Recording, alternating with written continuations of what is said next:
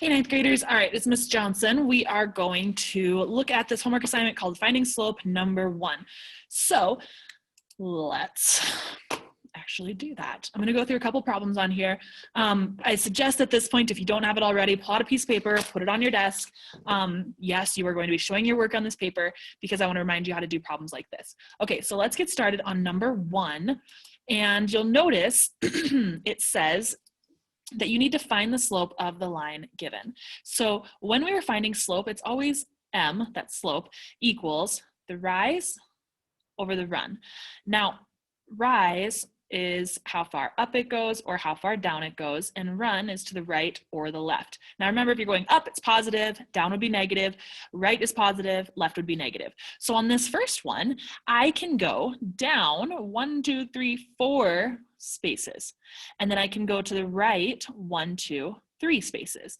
So if I am going down 4 to the right 3, I would say negative 4 because down is a negative direction, and then positive 3 because right is a positive direction.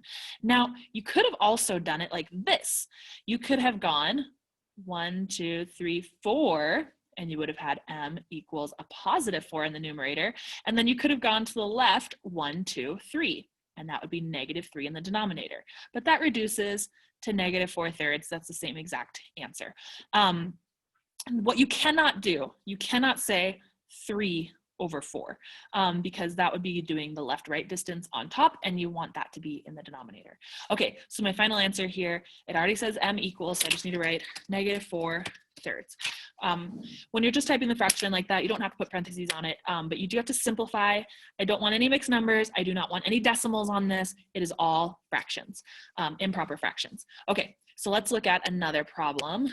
Numbers 2, 3, 4, all these are very similar to that first one. But if you're looking at a problem like number 7, write down number 7 on your paper.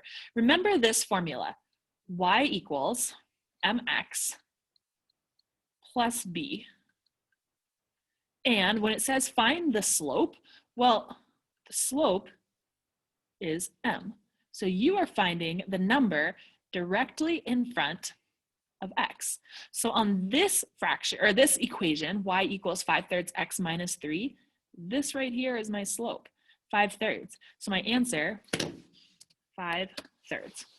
Okay, so that's all for questions 7, 8. They're very simple, just the number that's directly in front of x. On number 8, notice it's just negative 8 for your answer because that's the number directly in front of x. Okay, let's look at, this around my neck. Let's look at one more. Those are all very similar. On question number 13. So on number 13, it's different than the top ones because there are no dots given to you. So I have to look along here. That's not a good dot, not a good dot, not a good dot. I need it to cross exactly in a corner. And it looks like right here, my graph crosses perfectly in a corner. And the next place that it does that is right here. So the slope for this, I'm going 1, 2, 3, 4, 5 spaces down and 2 spaces to the right. So m equals down 5 spaces, right 2 spaces. My fraction would be negative 5 halves. All right, that's how you do these problems. Do your best. Let me know if you have any questions.